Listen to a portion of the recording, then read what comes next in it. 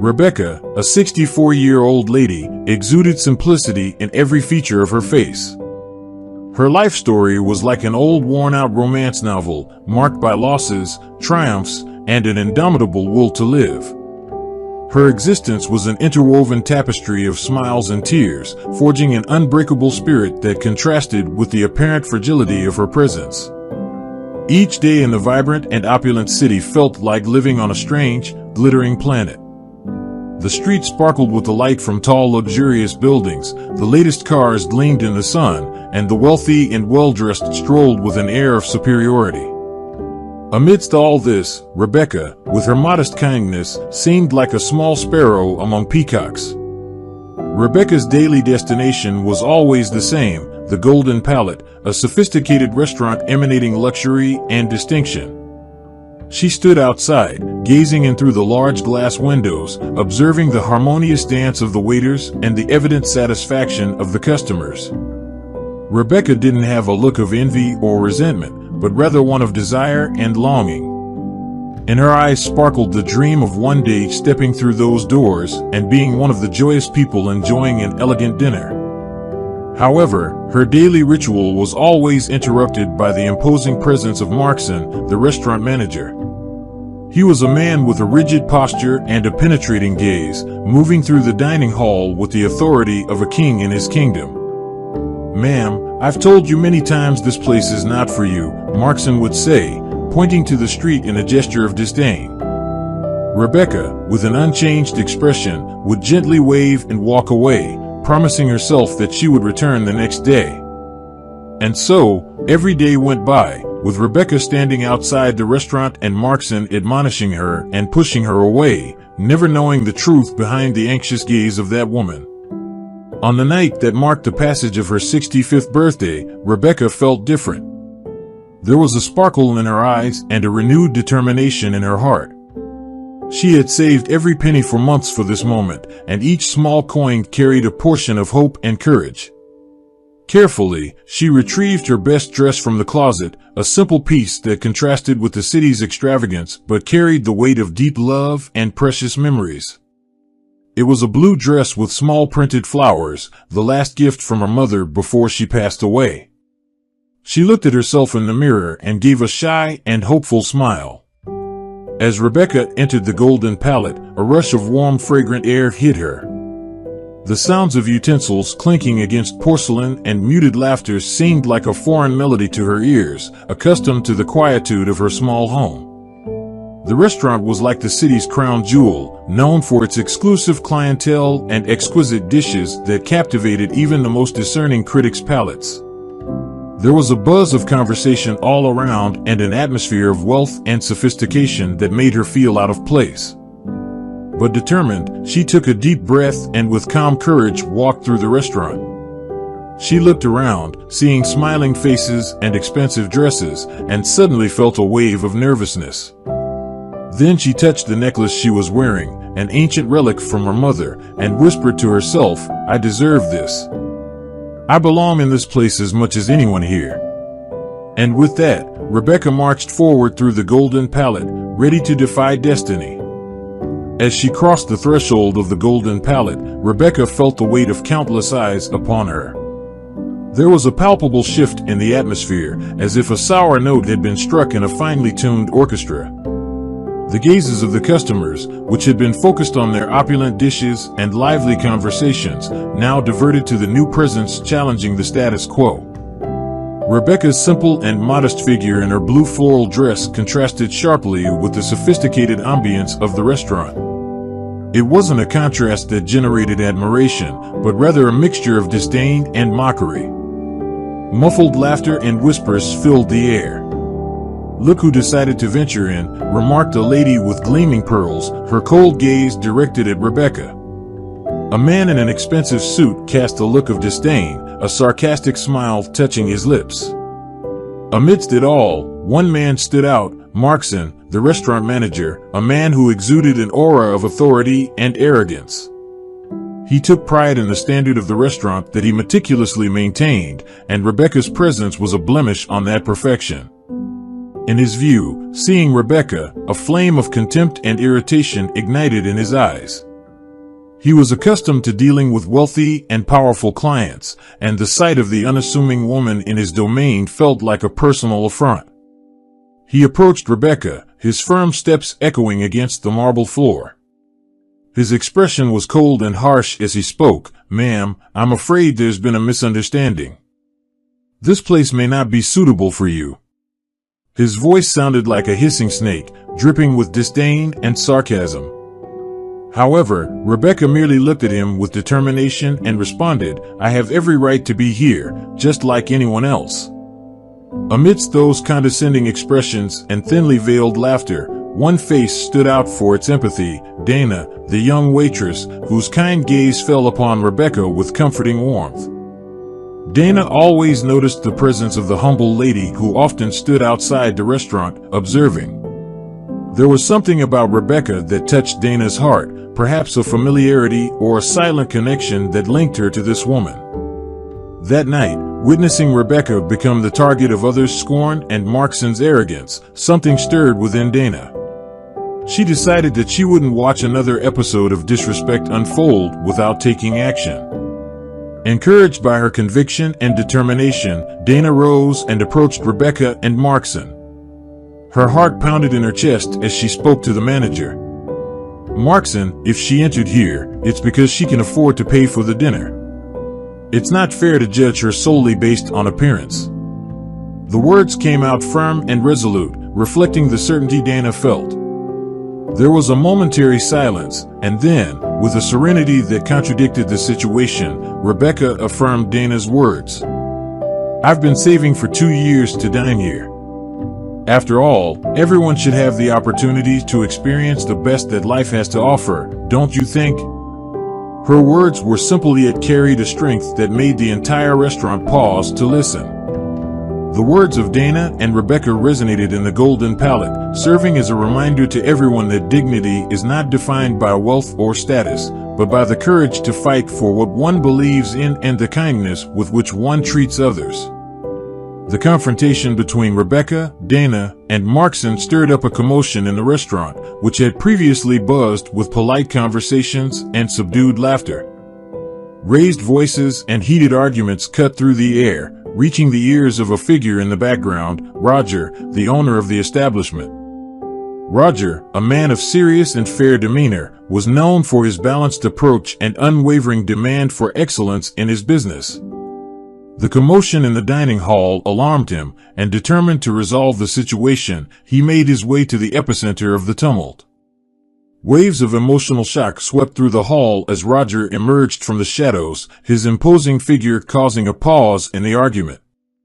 He listened attentively as Marxen recounted the situation with a sarcastic smile on his face, ridiculing Rebecca's effort to save for 2 years to enjoy a meal in his restaurant.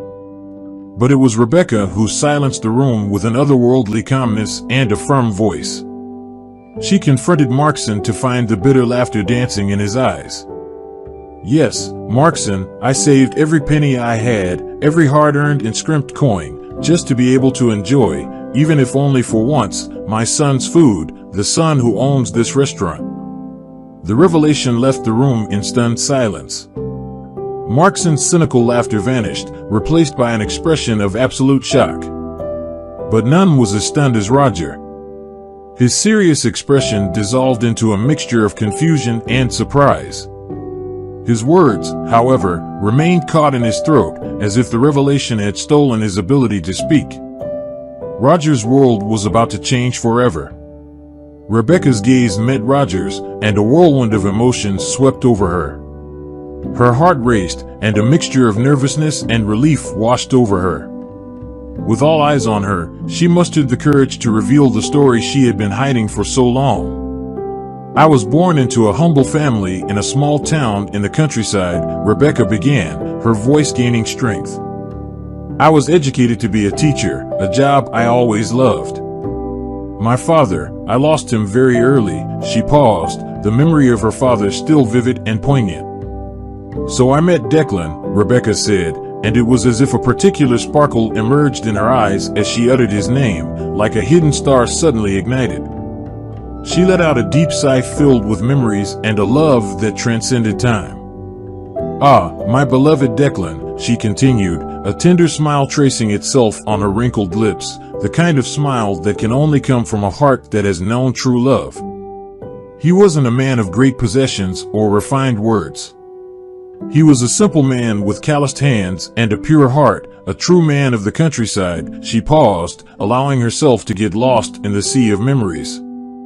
But, oh, how he was my world, the way his eyes would light up when he smiled, the tender way he held my hands as if they were something precious. He was everything to me. Her eyes glistened with moisture, but she blinked them away quickly, dispelling the tears. We had plans, you know? We dreamed of a small house but filled with love, with children running in the backyard while we sat under the sunset, growing old together. We dreamed of creating a happy family, just him, me, and our future children, Rebecca finished, her voice a whispered tinge with nostalgia. We dreamed of a simple life, but a life full of love. And for a while, it seemed like anything was possible. A shadow fell upon Rebecca's face, casting a haze over the previously present sparkle in her eyes. It felt like each word she was about to say carried the weight of an entire universe of sadness and regret. She took a deep breath, preparing to revisit a past that even after so many years still had the power to cut her heart like a sharp knife. So, it happened.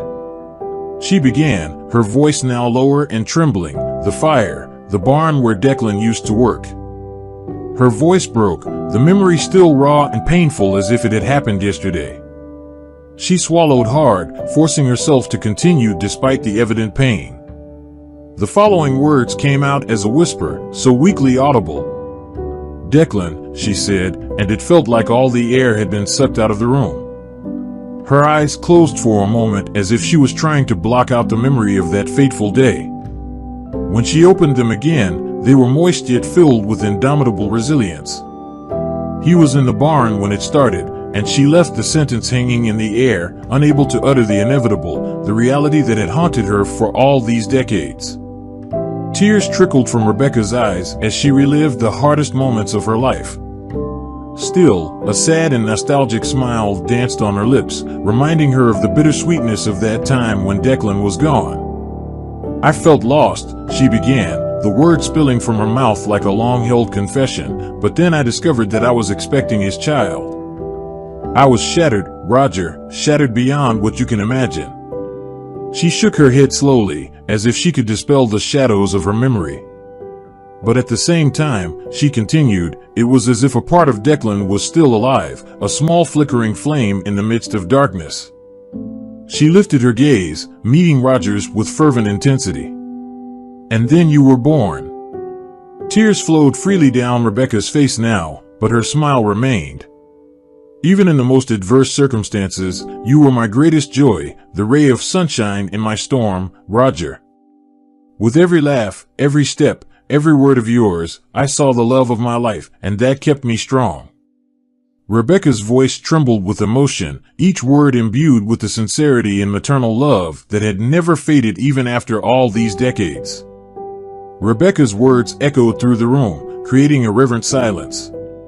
Every gaze was fixed on her, every ear tuned to her story, every heart touched by her memories. Her voice wavered as she continued to tell the pain of reliving those moments, clearly visible on her face. But then my mother, whom I loved and cared for with all my strength, was diagnosed with schizophrenia. She had severe episodes that not only endangered herself, but also me and little Roger. To make matters worse, financial difficulties piled up, and I could no longer provide the basics for my baby. The pain and guilt were evident in her words as she went on. That's when I had to make the hardest decision of my life. I had to leave little Roger in a home for adoption. I knew it was the only way to ensure a better future for him. There was a pause, as if she was gathering strength to continue. "Roger, you were adopted by a family who could give you the education I couldn't provide. And I felt so proud to see the man you became, a renowned chef and the owner of this incredible restaurant." A deep sigh escaped her before she continued, "Some time later, my mother passed away, and I never remarried, never had any more children. A few years ago, I discovered that you were the owner of this restaurant. Since then, I've been stopping by here every day just to see the place my son built." She looked at Marxen, her voice filled with disappointment. "But every time I showed up, I was pushed away by you, Marxen. Yet I persisted, and after saving every penny I had for 2 years, I decided that on my 65th birthday, I would finally dine at my son's restaurant." The revelation sent a profound silence over the restaurant. Every face turned pale, and wide eyes shifted between Roger and Rebecca as if trying to piece together the incredible story they had just heard. Roger, who had been silent and immobile in shock until then, felt a wave of emotions crash over him. Tears filled his eyes, and the reality of what he had just heard settled in. Looking at the woman in front of him, he no longer saw the poor and humble lady everyone had mocked, but the mother who, in the midst of despair and suffering, made the ultimate sacrifice to give him a chance at a better life. Without hesitation, he approached Rebecca, his steps echoing in the silence of the restaurant. Every face turned to witness the scene unfolding. He stood in front of her, looking at the woman who gave him life, and for a moment, no words were spoken. Then, almost inaudibly, he said, "Mother." His voice choked with emotion, and tears began to fall from his eyes. In a sudden movement, Roger embraced Rebecca, enveloping her with his strong arms, a hug that seemed to make up for all the years they had been apart. "I'm sorry," he whispered in her ear, his voice filled with guilt and regret. "I'm sorry for everything you went through, for all the humiliations. I didn't know." He choked, unable to finish, but he didn't need to. Everyone in the restaurant knew what he meant to say. And in that moment, there was no longer a poor lady and a wealthy restaurant owner, but only a mother and her son, finally reunited after years of separation. Since that fateful day, a transformation took hold of Golden Palate. Roger, with a heart filled with remorse and determination, was determined to make a difference not only in the life of his newfound mother, but also in the lives of everyone who walked through the doors of his restaurant. He began by organizing a meeting with all of his staff, every waiter, every cook, every janitor. "I'm here to tell you," he began, his voice firm and determined, filling the expanse of space, "that everyone who walks through those doors, whether rich or poor, well-dressed or ragged, is equal. They all deserve respect and dignity." He looked around, making eye contact with each of his employees, wanting to emphasize the importance of his words. "I don't want anyone to be treated the way my mother was treated in this place." His voice grew heavy as he mentioned Rebecca, the memory of her humiliation still fresh in his mind. But Roger didn't stop there. Regular trainings were instituted, emphasizing the importance of respect and equal treatment for all customers. The values of the restaurant were redefined, becoming a place of inclusivity and kindness rather than exclusivity and luxury. And as for Rebecca, the humble woman who was once expelled from that very place, she was now treated with the reverence and respect she deserved. She became the matriarch not only of the family but also of the restaurant. Her presence, always sweet and caring, added a touch of warmth and love to the atmosphere, making Golden Palate not just a luxury restaurant, but a place where everyone was welcome and valued, a place where everyone could feel at home. The ending of the story revealed a life lesson to everyone: never judge a person by appearance, and the importance of treating everyone with equality and respect. Furthermore, Rebecca's story served as a reminder of the strength of maternal love and the capacity to overcome life's adversities. Thank you for joining us today on Deep Stories. Be sure to like and subscribe and hit that notification bell so you don't miss out on our next video.